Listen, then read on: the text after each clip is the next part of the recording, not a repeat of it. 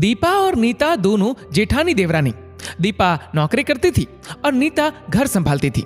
भरा पूरा परिवार था, सास ससुर, दोनों के 2 बच्चे, कुल 10 लोगों का परिवार। कई सालों बाद दोनों की बुआ सास कुछ दिन अपने भाई के पास रहने आई। सुबह उठते ही बुआ जी ने देखा दीपा जल्दी जल्दी अपने काम निपटा रही थी। नीता ने सबका नाश्ता टिफिन बनाया, जिसे दीपा ने सबको परोसा। टिफिन पैक किया और चली गई ऑफिस।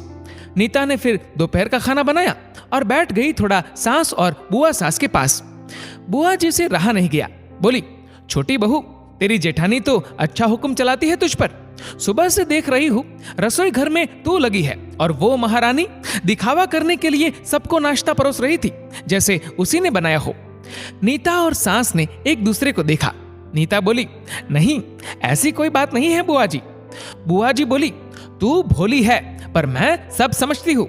नीता से अब रहा नहीं गया और बोली, बुआ जी, आपको दीपा दीदी का बाकी सबको नाश्ता परोसना दिखा, शायद ये नहीं दिखा कि उन्होंने मुझे भी सबके साथ नाश्ता करवाया।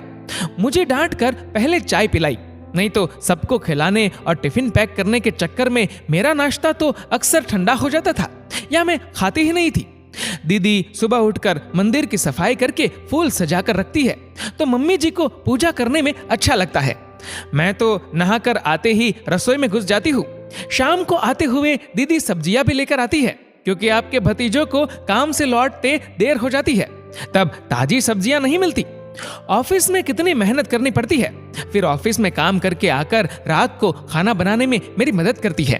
वो मेरी जेठानी नहीं, मेरी बड़ी बहन है। मैं नहीं समझूंगी तो कौन समझेगा। बुआ जी चुप हो गई। शाम को दीपा सब्जी की थैली नीता को पकड़ाते हुए बोली, इसमें तुम्हारी फेवरेट लेखक की किताब है, निकाल लेना। नीता खुश हो गई और बोली, थैंक्स दीदी। नीता ने सब्जी की थैली किचन में रखी और किताब रखने अपने कमरे में चली गई। बुआ जी ने दीपा को आवाज दी, बड़ी बहू यहाँ आना। दीपा बोली, जी बुआ जी। बुआ जी बोली, तुम इतनी मेहनत करके कमाती हो और ऐसे फालतू किताबों में पैसे व्यर्थ करती हो, वो भी अपनी देवरानी के लिए। वो तो वैसे भी घर में करती ही क्या है, तुम दिन भर मेहनत करती हो और वो घर पर आराम। दीपा मुस्कुराई और बोली, आराम? नीता को तो जबरदस्ती आराम करवाना पड़ता है। सुबह से बेचारी लगी रहती है किचन में, सबकी अलग अलग पसंद, 4 बच्चों का टिफिन सब बनाती है, वो भी प्यार से। सुबह की चाय पीने का भी सुध नहीं रहता उसे। दोपहर को जब बच्चे आते हैं फिर उनका खाना, उनकी पढ़ाई सब वही देखती है। वो है इसलिए मुझे ऑफिस में बच्चों की चिंता नहीं रहती। मैं अपना पूरा ध्यान ऑफिस में लगा पाती हूँ। कुछ दिन पहले ही प्रमोशन मिला है। मम्मी पापा की दवाई कब खत्म हुई, कब लानी है, उसे पता होता है। रिश्तेदारों के यहाँ कब फंक्शन है, क्या देना है, सब ध्यान रहता है उसे। घर संभालना कोई छोटी बात नहीं है। मेहमानों की आओ भगत बिना किसी शिकायत के करती है। उसे बस पढ़ने का शौक है। फिर मैं अपनी छोटी बहन की छोटी सी इच्छा पूरी नहीं करूंगी तो कौन करेगा। बुआ जी की बोलती फिर बंद हो गई। दीपा वहां से उठकर चली गई।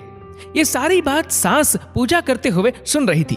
बुआ जी के पास आकर बोली, जीजी, ये दोनों देवरानी जेठानी सगी बहन जैसी है और एक दूसरे का अधूरापन पूरा करती है। मेरे घर की मजबूत नींव है ये दोनों, जिसे हिलाना नामुमकिन है। ऐसी बातें तो कई लोगों ने दोनों को पढ़ाना चाहिए, पर मजाल है दोनों ने सामने वाले की बोलती बंद ना की हो। और सांस मुस्कुरा दी। बुआ जी की बोलती अब पूरी तरह बंद थी।